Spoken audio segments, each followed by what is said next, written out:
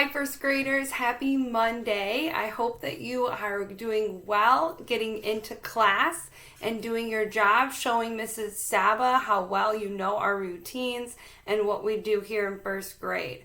I know that you will work so hard while Miss Lumsden is gone and show Mrs. Saba how much that you know, how respectful you are, how kind you are, and what great first graders you are. Miss Lumsden believes in you, she loves you, she misses you. I wish I could be at school, but I know that you will make me so proud by doing your best job this week until Thanksgiving break. So to begin our morning, we're going to do our Making Meaning book like we always do, and Miss Lumsden is here to do it with you. As I read, we might have moments where the video could be paused, so Mrs. Saba will hit pause when I say, and then you guys can talk as a class about what's going on in the book, and then Miss Lumsden will keep reading. So we're going to read a new book today, and then tomorrow you will practice retelling the book. While you guys were home last week and learning, we learned all about retelling, and you guys practiced retelling the book.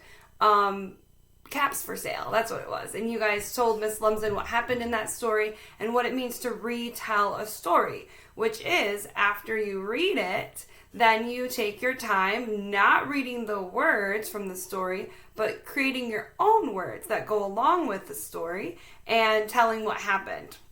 So here is our new book for this week, and it's a Curious George book. Curious George goes to an ice cream shop.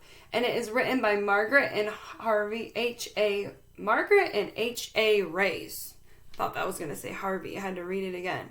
All right, so this is going to be our story for this week. Like I said, we'll read it, and if you pause, and you will pause along as Miss Lumsden asks questions. So we're going to start with talking about curious. So we actually have talked about the word curious a little bit in our IB profiles, and that means that you want to know more. It means you're always wondering why. That means what curious means. So Curious George wants to know what's going on all the time. And I know some of you have read his book, so you know that he is always wondering and trying to figure out what's happening. So I'm going to have you pause the video now and talk about what you think might happen in the story Curious George Goes to an Ice Cream Shop. All right, so now we are going to start reading the book, and I will pause along and you will talk to your partners as we need. George and his friend were cleaning the house. "We've worked hard today," said the man. "Let's treat ourselves to some ice cream." "Look, George, there's a new ice cream place in town," said the man with the yellow hat. "Let's give it a try." "We've come to try your ice cream," the man said to the owner. "I'm glad someone has," said Mr. Herb. "Come on in. I just opened the place and no one knows I'm here yet." "Well, I'll have a strawberry cone," said the man with the yellow hat. Mr. Herb dipped out a scoop of strawberry. George was curious. Could he scoop ice cream too? "I have some errands to do, George," said the man. "Stay here until I come back. You can have some ice cream, but don't get into trouble." "Take your time deciding, George," said Mr. Herb. "I'll start on a special order I have to fill." George couldn't make up his mind. There were so many flavors to choose from. All right, here's a question. What do you think George might be thinking here on this page? Pause the video and talk about it. All right, let's keep going. Mr. Herb was busy filling a bowl with ice cream. "This is my first big order. It's for a party and it has to be just right." Just then the phone rang. "That might be another order," said Mr. Herb, and he went to answer it. The next thing you know, George had climbed onto the counter and picked up the scoop. He dipped it into the banana ice cream and put it in the bowl. Then he dug into the strawberry, the nutty walnut, the raspberry, and the chocolate. Soon there was a mountain of ice cream in the bowl. George was just about to put vanilla on top of the peppermint when...